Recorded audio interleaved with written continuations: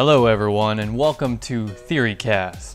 Now let's begin. Number 2, Mysterio. I am Mysterio, and I am putting Spider-Man on notice. There's no place you'll be able to hide. Now in the comic books, Mysterio, aka Quentin Beck, is a down-on-his-luck stuntman, director, and special effects genius. The classic Hollywood movie man out to make a name for himself in the film industry. For movie purposes, let's make his backstory a seasoned special effects genius, dealing with becoming obsolete given the film industry's reliance on 3D animation and visual effects. This in mind, let's take a trip back to the first Avengers movie. More specifically, the scene where Loki reveals himself to people during what looks like a museum opening in Germany.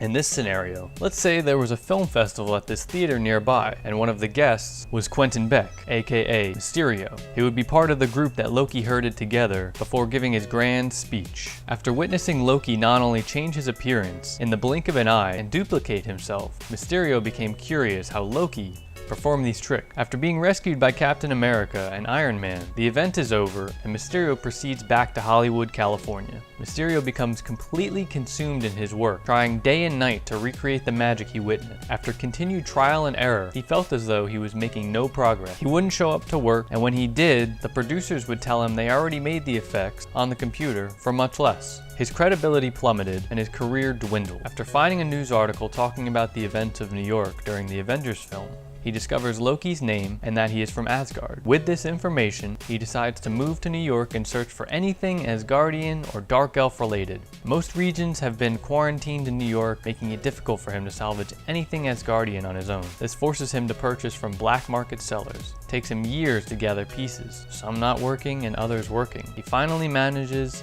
to perfect the special effects he's envisioned for years. But when proposing his services to studios, he is constantly denied.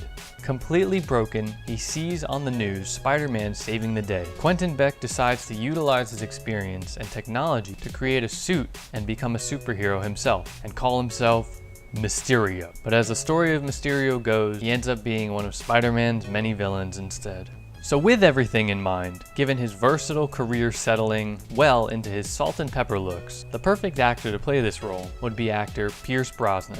He has played the good guy in the film James Bond, as well as many others, and a villain in the films such as Survivor and Urge, and shown he is comfortable with visual effects from his work on the Percy Jackson film, The World's End, and can add a twist of comedy from his role in Mrs. Doubtfire. All in all, an actor who can portray good-intentioned villain with occasional humor and portray a sinister fall from grace. An Asgardian and Dark Elf-inspired suit imbued with endless sorcery and tricks, but still staying true to his fishpole helmet, only making it more of a half bowl such as this. Now keep a very open mind, the end result of his costume would look something like this. Basically just a rough sketch of how the colors would lay out in this concept art that I found. I hope this video creates a conversation for this subject. Please like, comment, and subscribe. Thank you for watching.